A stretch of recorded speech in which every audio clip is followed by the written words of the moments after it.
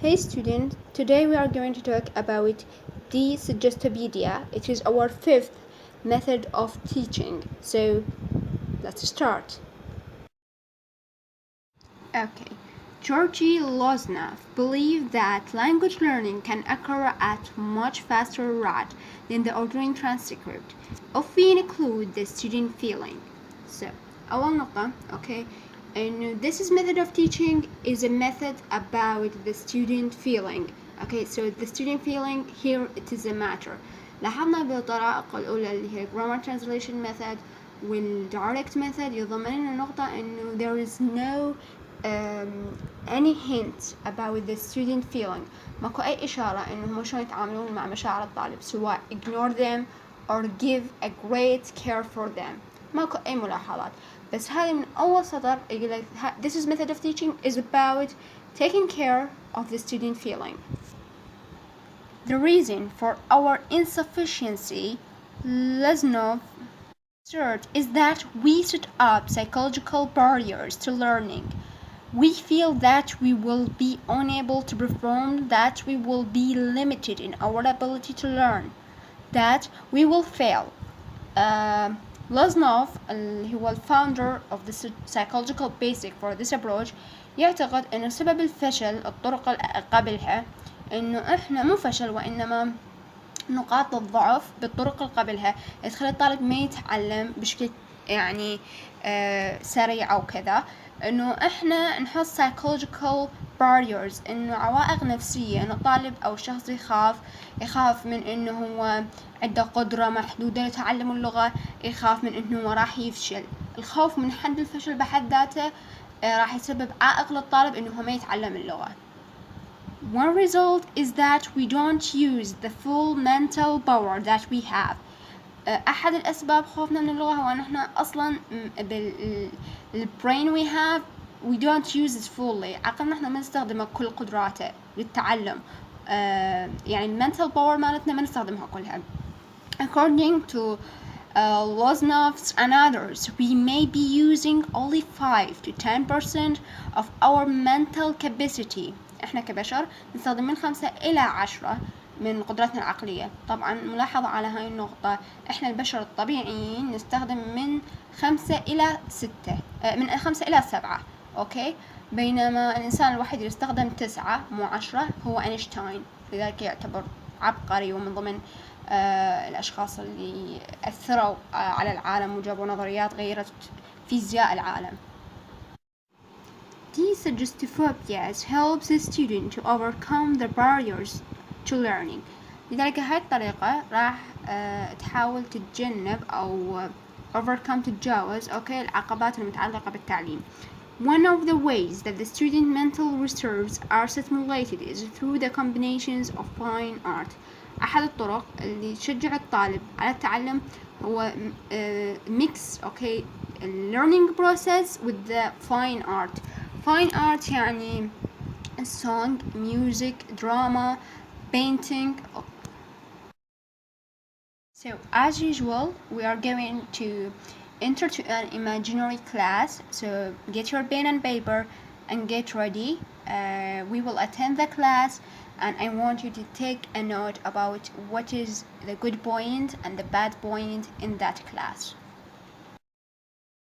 So the first point is that this class is going to be in Egypt, which is an Arabic country, as you know.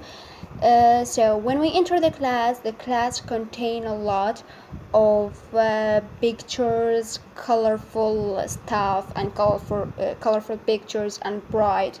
And this is something new for experience to enter a class.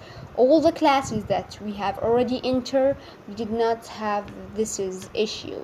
They are just an ordinary classes. Now the class is different. It is colorful, contain pictures, contain a lot of pictures for England, for verse, grammatical stuff, vocabulary, and the painting for that vocabulary to make it easy for the student to learn. So here I put for you a couple of pictures for the kind of colorful, bright classes.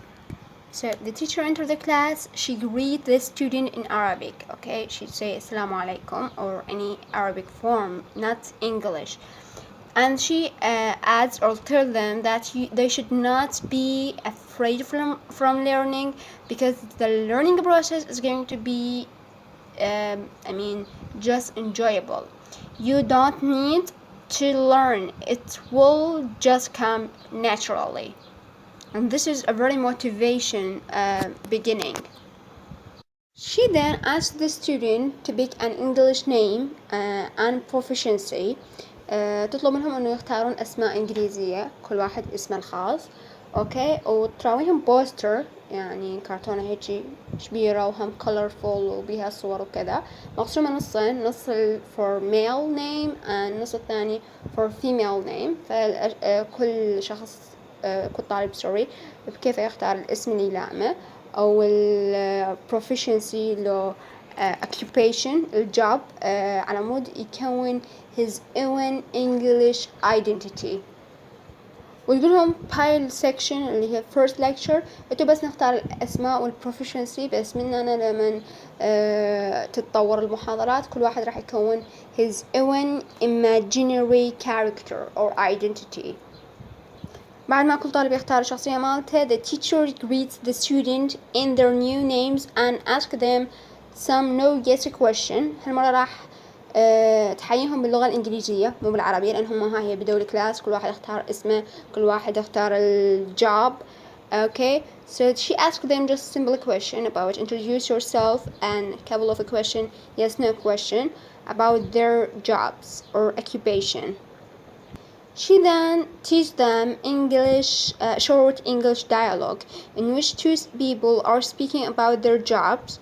أنا متعلمهم أكثر شلون يعرفون نفسهم، تعطيهم very short dialogue between two person.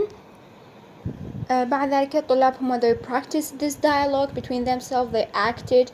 She added for them music in order to listen while they do. This is conversation about themselves and how introduce themselves and this dialogue. اوكي، ورا ما اعطتهم short dialogue وشافتهم هم قدروا يستجيبون له وكذا، تعطيهم very long dialogue. She gives them 20-page handout that contain a long dialogue with its translation. هذا الديالوج مو بس long, it's also contain Arabic translation.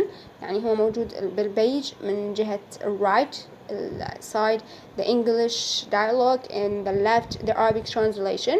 وهم اكو بعض الجمل جواها underline or محددة bold يعني غامقة أكثر، على مود الطالب pay attention that this is grammatically is different from other sentences, and by this she teach them grammar in indirect way. Okay, in order to show them or to make them understand the meaning of this passage, she's going to use some acting. Sometimes she speaks in Arabic, sometimes in English, sometimes she uses her body language to make them understand what's going on in the dialogue. And while they are listening for this dialogue, she continued to play for them music for Mozart, and she speaks very slowly so that they can understand. They listen to the music, they write their notes, and in the same understand what she is reading for them. And this is a process. She not only read the dialogue, she start to match the dialogue with the music, as if she is singing for them, as if she is acting, using her entire body to act for them in order to help them. يعني تخيل هي تقرأ فاتحة موسيقى تستخدم البودي language مالتها على مود توضح لهم المعنى. So it is between learning, teaching, singing, acting, dancing. So this method is the core of this method is in this is point. So as we notice that the long dialogue contains already 20 pages. So in order to read it slowly, as we mentioned, using the music and acting and dancing, and allow the students while she reads slowly with the Arabic translation, write their note. So this is part or activity is going to take a lot of time. After that, she gives the student a break to just take relax, okay, because she care about the student feeling. She don't want them to get tired. After that, the teachers hang a painting of calming scene nature, of a scene that make you feel relaxed, okay, and quiet and charming, because it is I mean a natural scene, after all, a beautiful natural scene that make you relax. Then she told them, explain that the teacher explained that she will read the dialogue again. This time she's going to read it again. She changed the music from Mozart to another music and read it, but this time not slowly, in a normal level of reading, in order to make them understand, as they already understand now. It just to emphasize on the natural way of reading, without acting, without dancing, without Arabic translation, without speaking very slowly and singing. At this point, the class is end for the day, but she end the class without giving the student any homework, so they are not going to have any homework. But she mentioned for them, if you like to practice, read this dialogue twice, one before you get to bed and the second time when you wake up. يعني قبل لا تنام اقرأ الديالوج او من تقعد اقرأ. ليش؟ لأن قبل لا ينام هو يكون آخر شي خزن العقل، يعني آخر شي استقبل العقل، فمن راح ينام راح تزيد نسبة إنه هو شلون الميمورايزيشن مالته تكون successful one. ومن يقعد لأن المايند استوى active ومستعد لاستقبال المعلومات. طبعا هاي من جانب السايكولوجي is 100% correct. At this point the lecture is end. I will continue the note that you have already taken. You should write it down. In the next video I'm going to post, I will tell you the principle and the good point, the bad point about this approach. You should match what you already wrote with what I already find out from this approach, and compare between the two to know your level of understanding. Thank you very much and have a nice day.